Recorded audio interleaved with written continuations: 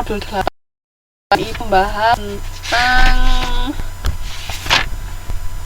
peran penting sumber daya manusia atau karyawan. Menurut Mbak, seberapa penting sih karyawan itu untuk bisnis jasa kita? Mana? Seberapa penting menurut Mbak?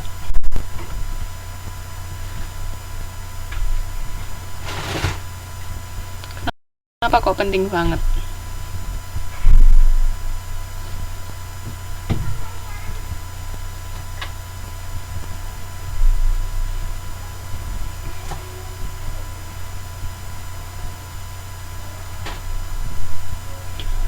Seberapa penting karyawan untuk perusahaan kita, untuk bisnis jasa?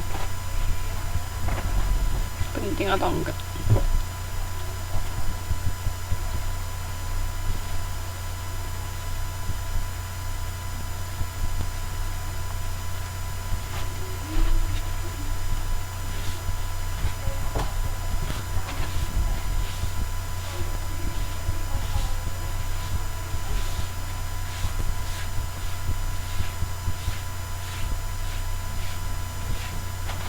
Kenapa kok perusahaan nggak bisa berjalan, Mbak Sylvie?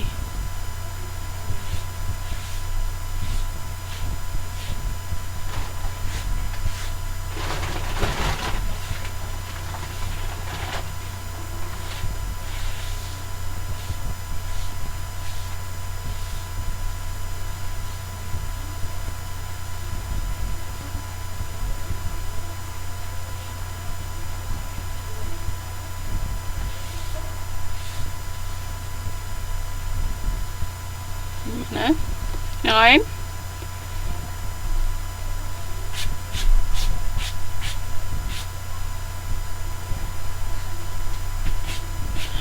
Sangat penting.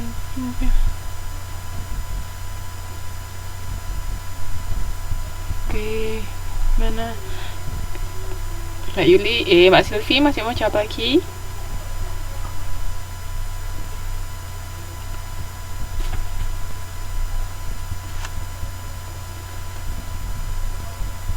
Oh, eksternalnya nggak berpengaruh berarti Mbak Sylvie.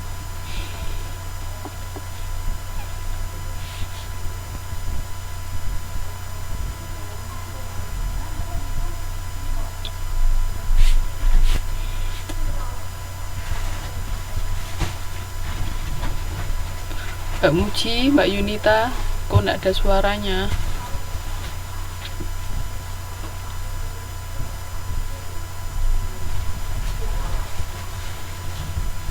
Yakin untuk eksternal nggak terlalu berpengaruh. Eksternal itu berarti berhubungan sama siapa? Kalau internal kan berhubungan sama manajemen.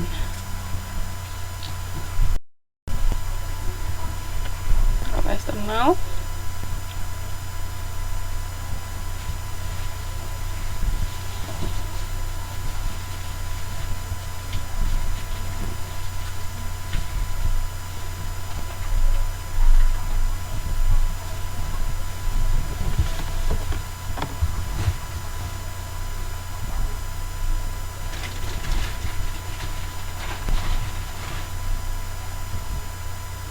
udah nggak ada yang mau jawab. Saya sudah paham deh mbak. Jadi kalau karyawan itu tuh sangat penting untuk perusahaan jasa kita, baik internal maupun eksternal. Karena apa, ingat nggak yang saya terangkan sebelumnya, karyawan itu adalah penghubung antara konsumen dengan manajemen. Gimana caranya? Ya ketika misalnya kan karyawan itu yang berhadapan langsung dengan konsumen kan, mereka yang melayani langsung konsumen. Jadi kalau misalnya karyawan itu nggak bagus kinerjanya, otomatis pelanggan nggak akan puas. Nah juga misalnya ketika pelanggan itu mau komplain pasti yang duluan tahu kan karyawan. Nah komplainnya dari pelanggan ini bisa dihubungkan ke pihak manajemen. Nah internetnya mati.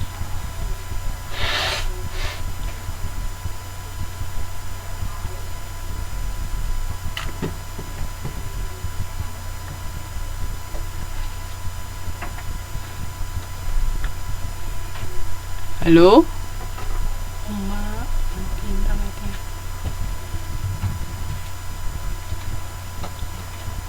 Halo? Maaf, internetnya baru mati lagi.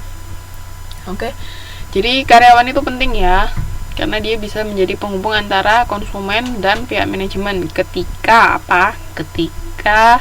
konsumen itu misalnya komplain ke kita, ke karyawan, nah karyawan itu bisa menyampaikan ke pihak manajemen, sehingga nanti pihak manajemen itu bisa, misalnya kalau karyawan beranggapan kurang pelayanannya kurang, nah itu bisa ditingkatkan. Misalnya manajemen lebih memperhatikan, misalnya mentraining karyawannya lebih, sehingga akan dapat memuaskan pelanggan. Komplainannya tadi bisa istilahnya dipenuhi oleh perusahaan. Jadi karyawan itu sangat penting, baik hubungan internal dengan pihak manajemen maupun hubungan eksternal dengan karyawan. Terutama yang lebih penting adalah dengan karyawan. Karena dengan karyawan, ya Allah, dengan konsumen, maaf. Jadi hubungan dengan pihak internal itu dengan manajemen, pihak eksternal dengan konsumen. Yang lebih penting adalah eksternal justru, karena dia yang melayani konsumen langsung. Kalau kinerjanya nggak bagus, otomatis konsumen juga nggak puas. Oke, nah sekarang peran sumber daya manusia dalam organisasi jasa.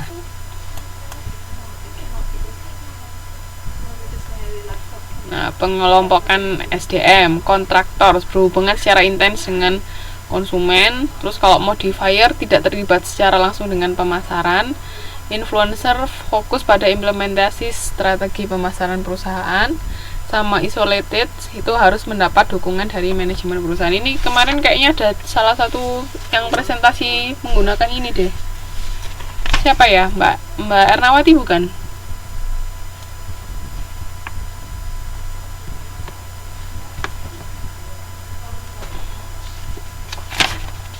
Kayaknya Mbak Ernawati ya. Nah ini jenis-jenis karyawan bisa dikelompokkan jadi 4 ini. Jadi yang paling penting ya yang kontraktor ini, karena dia langsung berhubungan dengan konsumen, jadi karyawan garis depan. Terus nih, internal marketing. Setiap karyawan dari tiap departemen memiliki peran sebagai internal customer dan supplier. Terus pandangan yang sama terhadap misi, tujuan, dan strategi perusahaan merupakan elemen yang penting. Karena apa? Karena andai kata karyawan itu memiliki pendapatnya sendiri, misalnya enggak setuju sama ini, otomatis dia akan bekerja tidak sesuai dengan standar prosedur dari perusahaan, bekerja seenaknya. Nah itu kan bisa kacau. Nanti penyampaian pelayanan yang diberikan konsumen juga nggak sesuai standar perusahaan, akhirnya wah kacau balau nanti.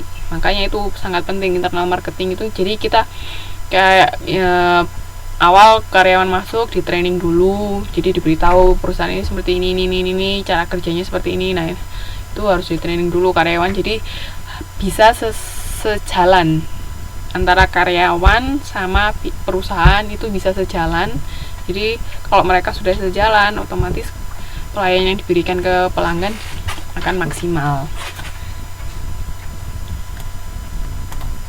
Terus ini proses manajemen dalam internal marketing itu ada yang namanya attitude management, sikap dan motivasi karyawan dalam pelaksanaan kegiatan perusahaan. Nah, setiap pihak manajemen ini harus bisa gimana caranya memotivasi karyawan agar bisa bekerja dengan baik, kan bekerja dengan maksimal. Jadi jangan sampai pihak manajemen justru menjatuhkan motivasi karyawan, misalnya istilahnya mematikan semangat, itu jangan sampai, justru harus bisa memotivasi. Ingat ya, karena karyawan terutama yang kayak karyawan kontraktor tadi, yang itu bukan maksudnya kontraktor itu bukan yang dikontrak ya, tapi hanya nama sebutannya aja. Itu yang karyawan garis depan yang berhubungan langsung sama konsumen, itu terutama yang paling penting, yang harus bisa terus kita motivasi semangatnya agar kerja dengan baik. Terus ada yang namanya communication management, proses manajemen dalam menyampaikan setiap informasi yang bertujuan untuk memberikan arahan kerja. Nah itu namanya communication management. Juga jangan sampai kita menutup juga kemungkinan si karyawan itu berpendapat, jangan, karena pendapat